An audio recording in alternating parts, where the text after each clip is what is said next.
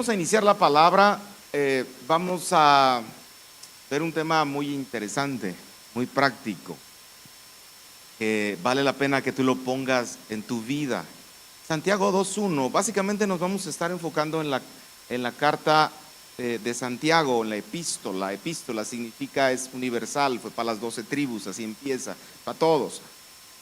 Santiago 2:1 dice: hermanos míos, que vuestra fe, que tu fe, que nuestra fe en nuestro glorioso Señor Jesucristo sea sin acepción de personas. ¿Cómo tiene que ser nuestra fe?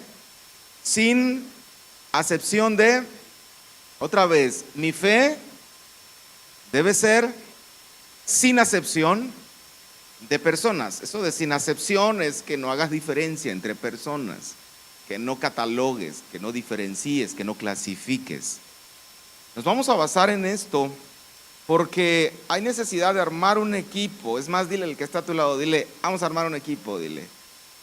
Algo así como en el fútbol, pero es un equipo diferente. Ahorita no me entiendes, pero lo vas a entender más adelantito, más conforme vamos avanzando. En la iglesia primitiva, hermano, esta carta de Santiago, Santiago es el hermano de Jesús, y se generó una controversia en la iglesia primitiva. Esa controversia que si la fe solamente sin obras podías ser salvo, o si tenías que hacer obras para que seas salvo, y se generó una pugna, una controversia en la iglesia primitiva, e incluso eso sigue escuchándose en nuestros días. Cuando yo iba empezando en la palabra, ya tengo más de 25 años en la palabra, creciendo poco a poco. Al principio yo también decía, caray, ¿cómo? ¿Como fe o con obras, sin obras? Porque en la iglesia tradicional se estila mucho esto, si recordarás. ¿Cuántos vienen de la iglesia tradicional? Yo, sí, la mayoría. Los demás son hijos de cristiano, ok. Se generó mucho eso y había eso, en la cabeza, que decíamos que hago, no hago, soy salvo, no soy salvo, y Santiago precisamente es como un apéndice a la Biblia respecto al tema de la fe. Es una ampliación del concepto de la fe. ¿Cómo tiene que ser la fe no fingida? No la fe superficial, la fe que solo es de palabra. No, Santiago se mete a profundidad y da unas cachetadas guajoloteras, hermano, pero bárbaras. Y tengas la oportunidad de leer en tu casa todo Santiago, trata muchos temas. Y por ejemplo, la controversia, tú puedes leer a Pablo escribiendo a los Efesios, Efesios 2, 8, 9, dice: porque por gracia eres salvo por medio de la fe. ¿Por medio de qué? De la fe.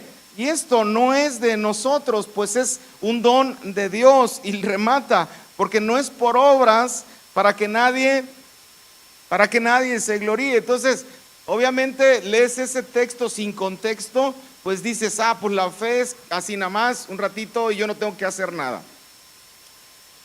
Entonces, para resolver esa controversia, Santiago escribe su carta y en el 2:14, por ejemplo, dice: hermanos, ¿de qué te aprovechas si alguno dice que tiene fe y no tiene obras? Y hace la incógnita: ¿podrá la fe salvarte?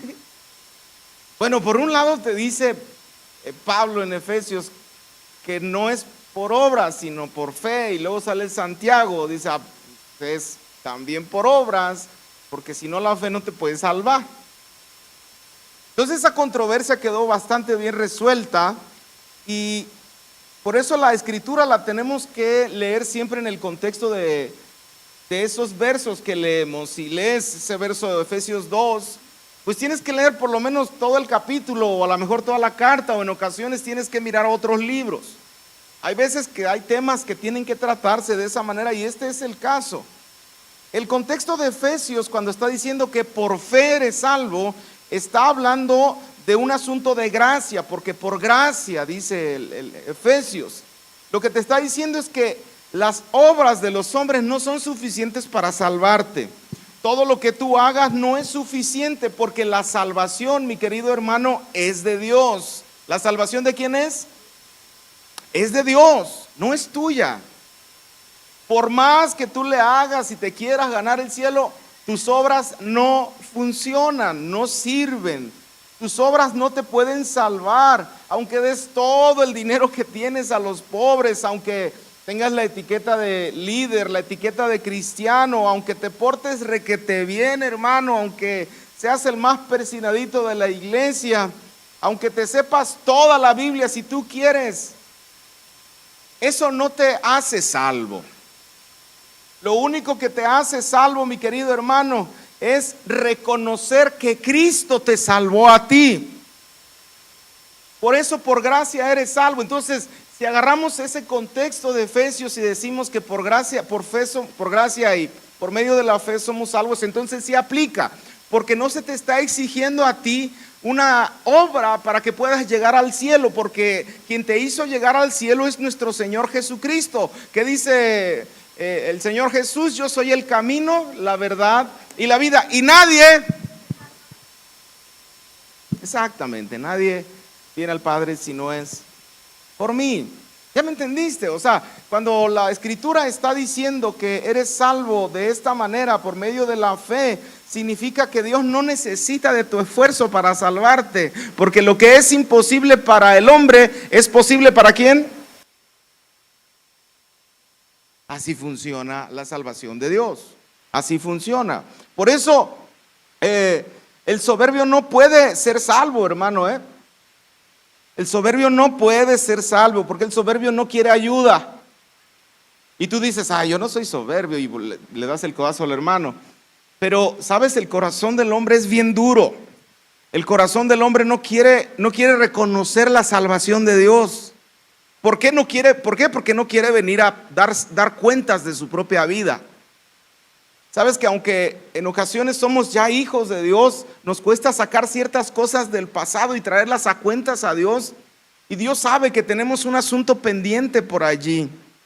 Por eso el soberbio no puede ser salvo, porque no reconoce a Dios, no quiere rendirle cuentas. Siempre va a buscar la oportunidad de exaltarse a sí mismo.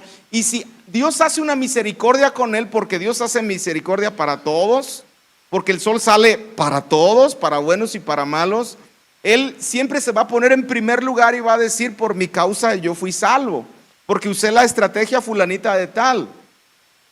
Incluso la palabra claramente, allí mismo en Santiago, en el capítulo 2, ahí es donde nos vamos a concentrar, el capítulo 2, dice que los demonios creen que Dios es uno. Incluso los demonios creen, ¿y qué hacen los demonios?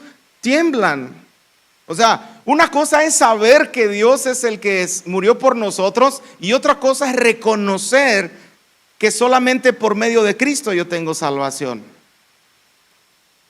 En resumen, pues, entonces, es necesario que nosotros entendamos que sí, nada puedes hacer, no puedes hacer nada para llegar al cielo, hermano.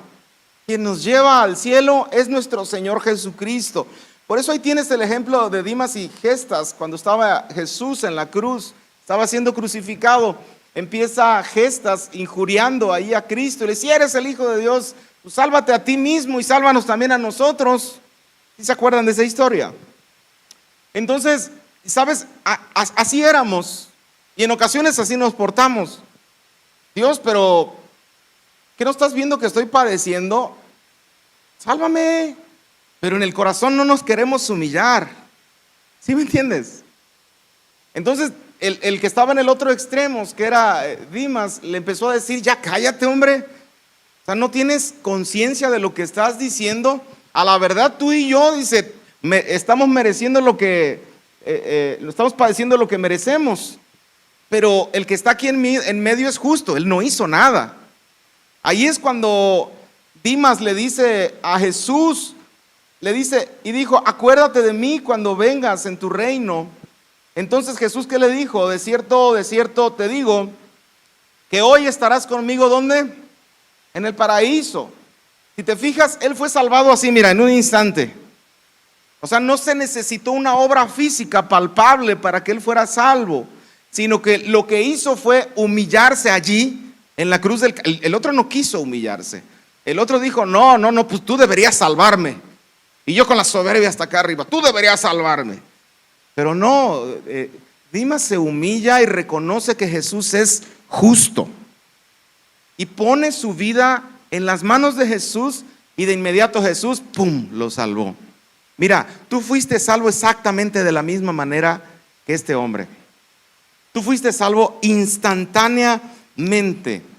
En el instante que dejas la soberbia, en el instante que dejas aquello que te hace autosuficiente y te humillas delante de la presencia de Dios, eres salvo. Reconoció sus pecados, Dimas, ahí en ese instante, en esas pocas palabras. No dijo, repite conmigo, no le dijo Jesús, repite conmigo esta oración, no. O sea, el hombre estaba apartado para Dios y su corazón estaba listo para recibir a Cristo. Claro, en ocasiones se necesita un proceso en las personas para que podamos recibir a Jesús, pero ningún soberbio y ninguno que diga, yo puedo solo en esta vida, va a poder entrar al reino de los cielos. No, necesitas a nuestro Señor Jesucristo. Así que el evangelio, cuando prediques el evangelio a los que están a tu alrededor, tienes que meterle estos puntos claves, porque la fe que es para salvación así funciona. Tienes que decirle que sus obras no sirven para que se salve. No funciona. Tienes que decirle que solamente en Cristo hay salvación. Tienes que reconocer, humillarte, reconocer tus pecados. Tienes que decírselo, No vayas a ser de los predicadores que te va a ir requete bien, ven a la iglesia y te va a ir súper, vas a tener todo. No vayas a ser así, hermano. No, tú tienes que decirle la verdad. ¿Sabes por qué? Porque en realidad Dios llama a sus escogidos. ¿Cuántos escogidos hay de Dios aquí? ¿Sí me entiendes? ¿A poco tú no te arrepentiste cuando viniste a Cristo? Pues claro que sí. Sin arrepentimiento y sin humillación no hay salvación. Cuando usted predique, dígales, porque en realidad el evangelio es un asunto espiritual, hermano, no es un asunto físico, es un asunto espiritual. Cuando tú hablas del evangelio a las personas, hay personas que van a despertar en su espíritu y que no van a necesitar tanta explicación que les avientes un bibliazo, toda la Biblia. No, háblales de Cristo, diles, Cristo te ama y tienes salvación en Él. Tienes que arrepentirte de tus pecados, tienes que dolerte de tus pecados y humillarte delante de Él. Y muchas personas van a reconocer a Cristo. ¿Por qué? Porque el Espíritu Santo los despierta. Porque hay predestinados, hermano. No te tienes que preguntar, no tienes que preocupar en decir, ay, no me está escuchando. No, usted sígale, predíquele a uno y dígale que Cristo es el Señor y que lo reconozca, que se arrepienta. Y si no quiere, vaya con el otro y va a ver que alguno de esos va a despertar. Va a despertar. Yo recuerdo que cuando me predicaron el evangelio a mí en la escuela, yo no sé por qué dije que sí. O sea, bueno, ahorita sí sé, pues, pero en ese momento, hermanos, ahorita ya lo analizo a la distancia, es algo espiritual. El espíritu despierta. Dios te habla al espíritu.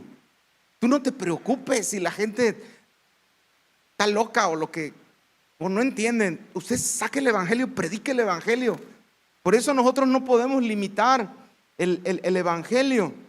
¿Sí me estás entendiendo cómo funciona esto? De la fe que no necesita obras.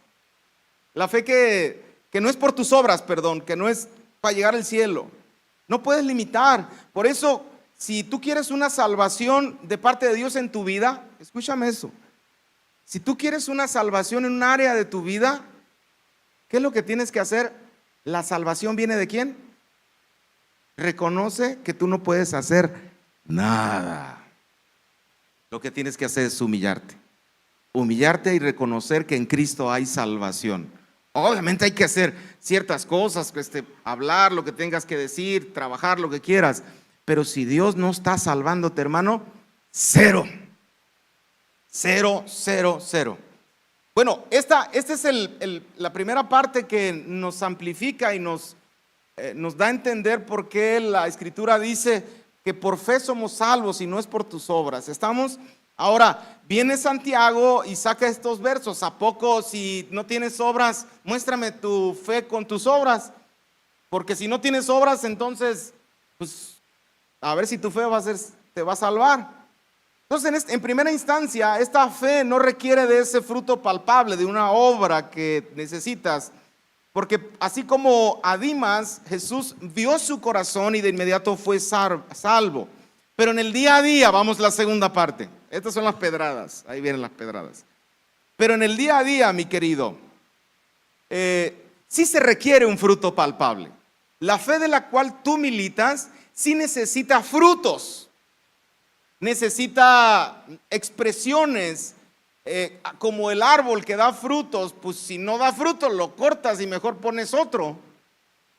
Si el árbol no da frutos significa que no tiene fe. Si no hay un avance en la vida de un cristiano significa que no hay fe. No es un asunto mental el asunto de la fe, decir, yo tengo fe, cuando estás bien concentrado, ahora sí tengo fe. No funciona así la fe de esta segunda parte de la que está hablando Santiago. No es un asunto momentáneo, espontáneo. No somos hechiceros, hermano, Somos hijos de Dios, de los cuales el Espíritu Santo fluye a través de nosotros y sus obras son manifiestas. Son necesarias las obras del Espíritu Santo. Los frutos que son del Espíritu han de ser manifiestos en cada uno de nosotros. Sí se requiere los frutos, las obras en tu vida para que tú puedas catalogar que existe fe en tu corazón. ¿Cómo sabes si tienes fe? Obviamente los frutos. Se le reconoce a una persona cuando tiene fe. Se le reconoce, mira, tiene necesidad de conocer a Dios. Entonces, ¿qué hace? Pues se congrega, busca la manera, no falta, o trata de no faltar comúnmente. Aun cuando tiene problemas, el cristiano lo ves aquí. A ver, si tú tienes una bronca, que fuiste doblado y estás aquí buscando de Dios, tienes fe. Y luego, porque luego sale el hermano juzgador que le dice, no, pero te fue mal porque no tienes fe. Pues a lo mejor sí, pero si está aquí es porque sí tiene fe. Sí estamos aquí. La fe es algo que no deja de ser, como el amor. No pasa, no que un ratito y ya se apagó. No, la fe siempre está. Así es que si alguien te dice, sabes que yo tengo fe y no se congrega, no, hombre. Si alguien te dice que no tiene intimidad, pero dice, no, yo tengo un montón de fe. No, está practicando la hechicería ese cuate. ¿Quién sabe qué ritos está practicando en su casa?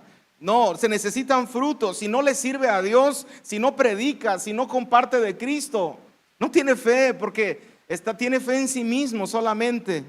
Si no provee para los suyos, si no provee para algunos que tienen necesidad, si no ve por los demás, no tiene fe. Es decir, se necesitan frutos palpables para que la persona sea catalogada a sí misma si tienes fe o no tienes fe. Ahorita eres diferente a cuando años pasados. Tú te puedes medir, o sea, sin el afán de glorificar, si te puedes medir y decir, ¿sabes qué? No, pues cuando iba empezando, ahorita, híjole, no tiene nada que ver. Dices, no, ahora ya sigo más al Señor, ahora oro, ahora leo la palabra. Ahora estoy en un grupo de pastoreo. O sea, tiene que haber frutos. Ya me entendiste la diferencia de cuando habla la escritura que eres salvo por fe y no por obras, pero en el día a día se necesita fe. ¿Sí estamos? ¿Sí me entendiste? ¿Va? Ay, qué bueno. Ok, ahora vamos con Santiago. Trata muchos temas Santiago, pero de esas cachetadas de las buenas. Y hay uno en el que en el capítulo 2 incluso tiene el título así en la Reina Valera, dice amonestación contra la parcialidad. Y es el primer verso que habíamos leído. Vamos a leer 3 versos, los primeros 3 versos de Santiago 2. Porque solamente quiero tratar este tema hoy, solamente uno. Dice, hermanos míos, que vuestra fe en nuestro glorioso Señor Jesucristo sea sin acepción de personas, sea como... Porque si en vuestra congregación entra un hombre con anillo de oro y con ropa espléndida, y también entra un pobre con vestido andrajoso, y miras con agrado al que tiene ropa espléndida, al que tiene lana, pues, y le dices, siéntate aquí, yo soy tu amigo fiel, siéntate aquí en buen lugar, y dices al pobre, hombre, estate tú para allá, tú allá en la esquina, es más, ni entres. y siéntate aquí bajo mi estrado donde tú no opines y ni digas nada. Ay. Ese tema, quería tocar más temas porque hay muchas cosas de las cuales Dios nos está pidiendo, hermano. Dios nos está pidiendo que nosotros tengamos una fe completa. Incluso Santiago le llama la fe que se perfecciona por las obras, en el verso 22. Entonces, hacer acepción de personas no solamente es ver a las personas que tienen lana. No, o sea, tú puedes hacer acepción de personas de muchas maneras. Por ejemplo, llega alguien muy intelectual y le das el lugar más de eminencia. Puede llegar alguien con mucha gracia, que le cae bien a todos y dices, ay, este sí, y aquel que no tiene mucha gracia y que es medio cascarrabias, y pues ya lo echas para un lado. O puede llegar a algún influencer de esos youtubers modernos. No, tú sí, y aquel no. Hacer acepción de personas es clasificarlos por el estatus social, por su conocimiento, por lo que tú quieras, por su carácter, incluso por su temperamento. Sabes que todos tenemos temperamentos diferentes. Dios nos ha creado totalmente diferente a cada uno de nosotros. Y eso no es malo, es una complementación de cada uno de nosotros. Yo no quiero ver a todos con el mismo temperamento, Dios me libre. No, este es un asunto, es un caso en el que la fe puede ser muerta. Si tú estás clasificando, significa que tienes una fe totalmente muerta. Si estás haciendo acepción de personas, si estás diciendo tú sí y tú no, entonces significa que no tienes fe. No tienes fe, porque la iglesia, mi querido hermano, no es un club social, tampoco es un club intelectual. No, la iglesia está formada por personas de todo tipo. Mira, dale una miradita a los que están a tu lado, nomás chécale. No, míralo. Mira, no por ser feo ya no lo quieras, o sea, pobrecito, ¿no? Porque digo, uno es diferente, ¿no? ¿Ok? Es broma. Y para esto me quiero trasladar a una historia que está muy padre, a ver si me pueden ayudar a proyectar. Vamos a ver 7 minutos nada más de una serie que se llama Chosen, que es El Elegido, es gratuita, es totalmente gratuita. Vamos a dar espacio. Yo me quito. Ok, iba a parafrasearlo, pero dije, pues tenemos recursos gratuitos, gracias a Dios, y por eso decidí que lo miraran.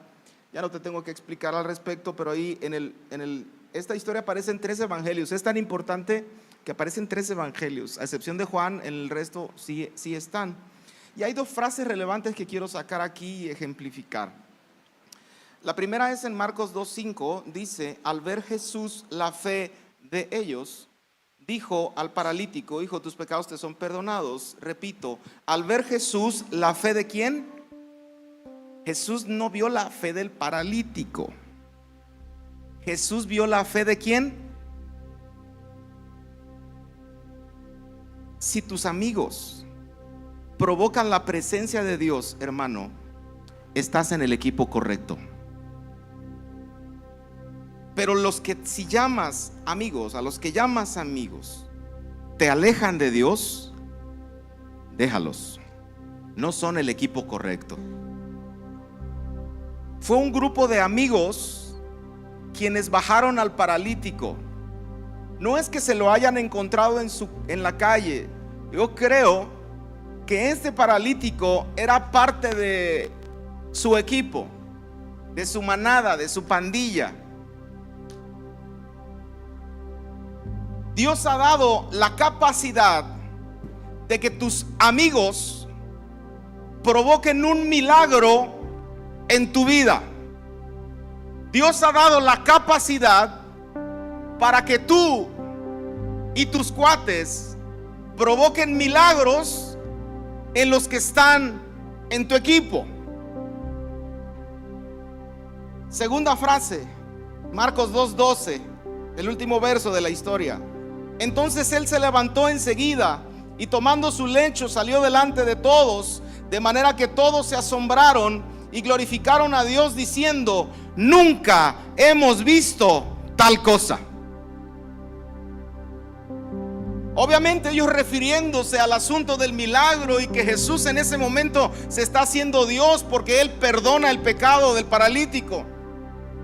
Pero hay una cosa más que creo que Dios tiene en su corazón para ti y para mí al respecto. Antes que primero fuese el milagro, antes que primero pasara lo sorprendente, hubo un grupo de amigos que se atrevieron en su fe y en su amistad cambiar la situación del que estaba con ellos. La fe del equipo es más importante que el milagro. La fe de los amigos es más importante que la fe, que el milagro que se pueda producir. Es cierto, la amistad y la fe conjugadas son un arma poderosa que Dios está esperando ver de ti y de mí. Se necesita la amistad, se necesita que armes un equipazo, pero sin acepción de personas.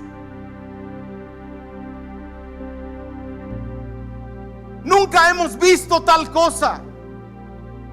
Cuando empiezas a relacionarte y no clasificar a las personas según el estatus que tengan o la capacidad, ¿sabes qué van a decir allá afuera? Porque actualmente se dice que los amigos son escasos. Yo creo lo contrario en esta iglesia. Yo creo que la amistad y la fe conjugadas van a traer el corazón de Jesús. Y como estaba en el video Jesús mirando a una del equipo, tu fe es preciosa, le dijo, ¿no?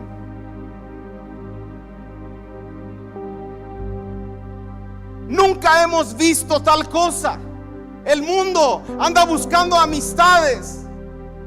El mundo dice, ¿cómo le hago para armar un equipo? Y el mundo te enseña, te dice, ¿sabes qué? Mira, agárrate al profesionista, agárrate al que tiene dinero y haz tu club con ellos, Agarra al intelectual, no, júntate con este, júntate, no, con aquel no, porque aguas, no, esto, lo otro. Hermano, se acabó. En la cruz del Calvario ha quedado abolida esa mentalidad del mundo. En la cruz del Calvario el Señor ha roto todas esas cosas. El peor equipo en el cual tú puedes estar es en el que tú eliges y dices, yo quiero estar con este o con el otro. Ese es el peor equipo en el que puedes estar. Yo quiero estar con los ricos. Pero según la Escritura, el mejor equipo en el que tú puedes estar es en el que aprendes a amar a las personas tal y como están en su situación. Tal y como están. Ese es el equipo más poderoso que puede haber en la tierra. Y sabes, cuando hay ese tipo de equipos alrededor, la gente va a empezar a decir, wow, nunca hemos visto tal cosa. Porque el mundo no está acostumbrado a la verdadera amistad. No está acostumbrada a que las personas den la vida por los demás. No haya mayor amor que uno dé la vida por sus amigos. ¿Alguien dice amén? Se necesitan obras, mi querido, no solo lengua. Arma tu equipo. Ahora sí, dígale al que está a su lado, ya me está entendiendo. Vamos a armar un equipazo. Dígale. Aunque esté feo, pues, o sea, dígaselo. No lo clasifique, hombre. Ya lo despreciaron todas sus novias pasadas y usted todavía diciéndole. 3 equipos que Dios te ha dejado. No tengo reloj y no sé cómo voy, la verdad. 3 equipos que Dios te ha dejado. Punto número 1, tu familia. Equipazo. La esposa, los hijos. Algunos luego medio cascarrabias y lo que tú quieras. Pero sabes, equipazo te ha dado el Señor. Equipo número 2. Aquí estamos. ¿Alguien dice amén? Y dentro de ese equipo, que es la iglesia universal eterna de nuestro Dios, la novia de Cristo, procura empezar a armar tu equipo, pero sin acepción de personas. No busques que vean por ti cuando armes el equipo. Busca ver por los demás. ¿Qué necesitan? El amor no consiste en recibir, sino en dar. Porque los amigos no se aprisionan, no se someten, no se manipulan, no se condicionan.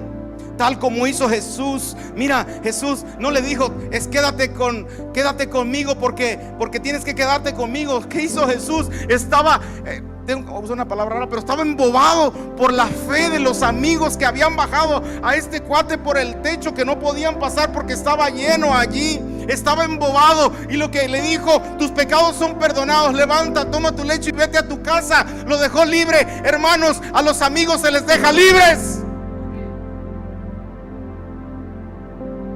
No se compran los hermanos, los amigos. A los amigos se les ama.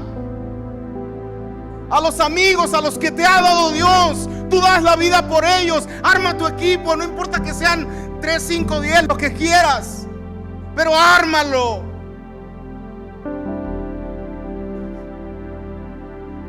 ¿Y cómo puedes amar a las personas? Porque también está en chino, ¿no? No es un asunto humano, hermano. Te voy a explicar. Primero tienes que amar a Dios.